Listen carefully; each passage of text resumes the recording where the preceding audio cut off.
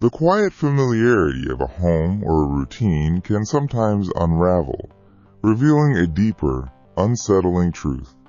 Welcome to the Charon Files. The stories you are about to hear are testimonies from living witnesses of what moves beyond understanding, of what refuses to be explained. Each of them stood at the edge of what is known and looked into what lies beyond it. My name is Charon, Ferryman of the Dead, the one who waits at that edge. What follows is what they brought back. May they prepare you for your own future encounters. There are moments in the human experience when the veil between what is known and what remains hidden grows thin. You may find yourself in a space thought to be safe, surrounded by the echoes of a familiar life, only for a subtle shift to occur, an unexpected sound, a forgotten presence, or the sudden, unnerving attention of something unseen. These are not grand, cataclysmic events, but rather quiet intrusions that twist the fabric of personal reality. They are the instances when the expected comfort of solitude turns into profound dread, when a familiar face or form reveals a chilling alteration, or when a long-ignored shadow finally steps forward from the periphery. Such moments leave an indelible mark, reminding us that reality itself is often far more fragile than we perceive. Leo, residing in the Nevada Triangle, Nevada, recounts a disorienting afternoon at home when the comforting sounds of his house suddenly took on a terrifying, impossible quality. This happened to me in 2016 or 2017 when I was in my early 20s and living in a rented place for a few months as our home was going through renovation. So one day I came to the apartment from school at the usual time at around 2 p.m. On that day my mother went to the bank and my grandmother went to the temple and my father went to his work after he dropped me at the apartment, so I was all alone, which was not a big deal as I stayed alone quite a few times. Then I changed clothes, took a bath, got some snacks, and watched cartoons in my bed.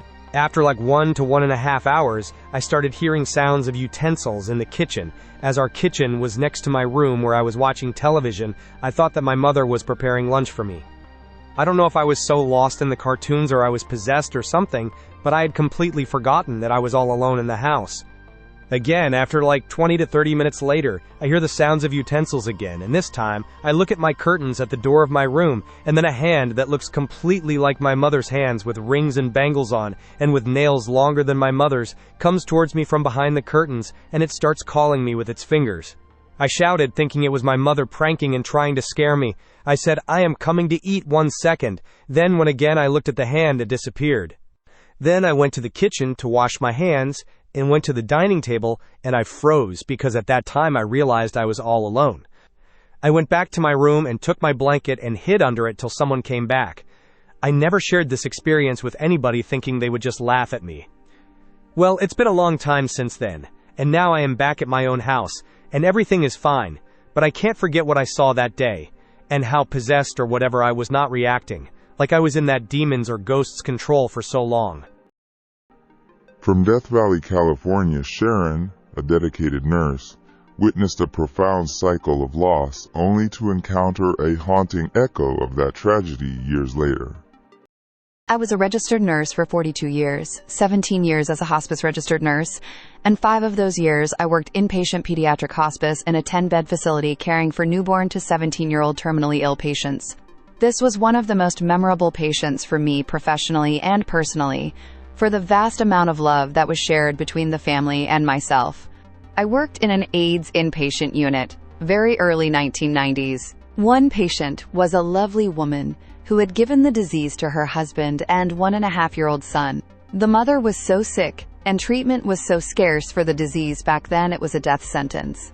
There was a 5-year-old daughter that tested negative, and was to be the only member of that family to survive. So the mother, so sick, did what she could to spend time with her daughter, to have memories of her mom as she grew up alone. That mother was a saint. I'd have to give her so much medication for nausea, so every day after school the daughter could eat with her mom. Mom died very quickly, then the little boy, then the father. The girl went to live with her grandmother. Our AIDS unit closed due to funding, and I moved on to another hospice working with terminally ill children. I worked night shift, and when I came in one evening, I was told we had a little girl with AIDS. My mind went back to this family years ago. When I walked into her room, I recognized the grandmother, and there in the bed was the little girl that was to survive. As she tested HIV negative, she had converted later. Testing was still in its infancy at that time. The little girl told me to let her cat in the room. Her grandmother said she had no cat, but the girl insisted Oscar was waiting for her outside the glass door. I opened the door, and in came a black cat, jumped up on the bed, and curled up with the little girl. The grandmother said she had no cat. It was hospice. She loved the cat, and the cat loved her, so we let Oscar stay. He would come every night and leave in the morning. I had such a strong feeling this was not just a cat, but some strong spiritual being there to comfort the little girl, now the last of her family dying. I even spoke to the cat. "You're not a real cat, are you?" I'd get a strange and wise look from Oscar and felt that I was in the presence of pure love. Was this an angel? Her mother? Both? The night she died, shortly after midnight, Oscar stayed with her just a few minutes after she passed. Saw him before or after.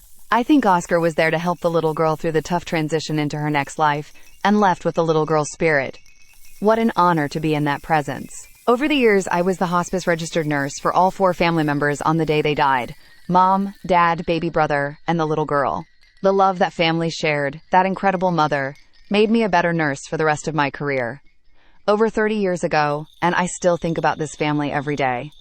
I hope I have an Oscar when my time comes. David Parker, Phoenix, Arizona. A long history of seeing entities prepared Samuel for many things, but not for the night a familiar dark presence in Crestone, Colorado, chose to threaten his family. I want to share something that happened to me back in 2021 when I was in my early 20s, when a tall, dark entity threatened my family late at night, and days later, everything fell apart. I have been seeing these kinds of entities since I was a child. To this day, I don't know why I see them, but I've gotten used to it. It's not something I want or look for.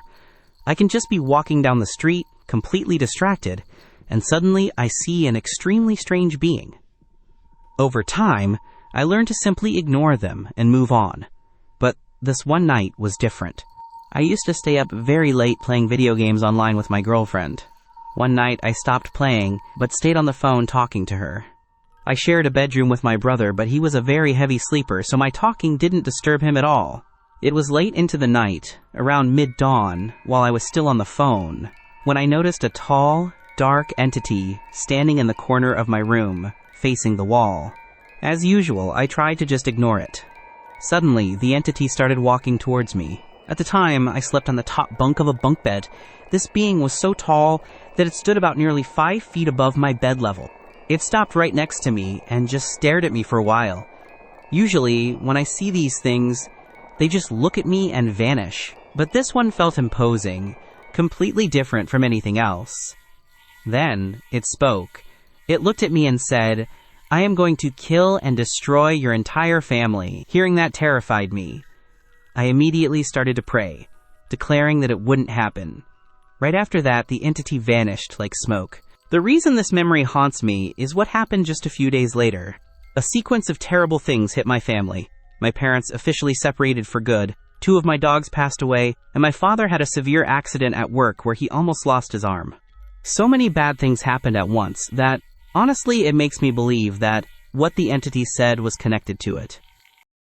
Each account speaks to the fragile nature of our perceived reality, where the comfort of the familiar can shatter in an instant, leaving behind only the chilling resonance of what cannot be explained.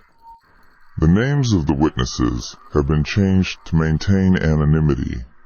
If what you have heard tonight mirrors something you have experienced, leave your story in a comment below, and we will include it in a future episode. Don't forget to subscribe. You wouldn't want to miss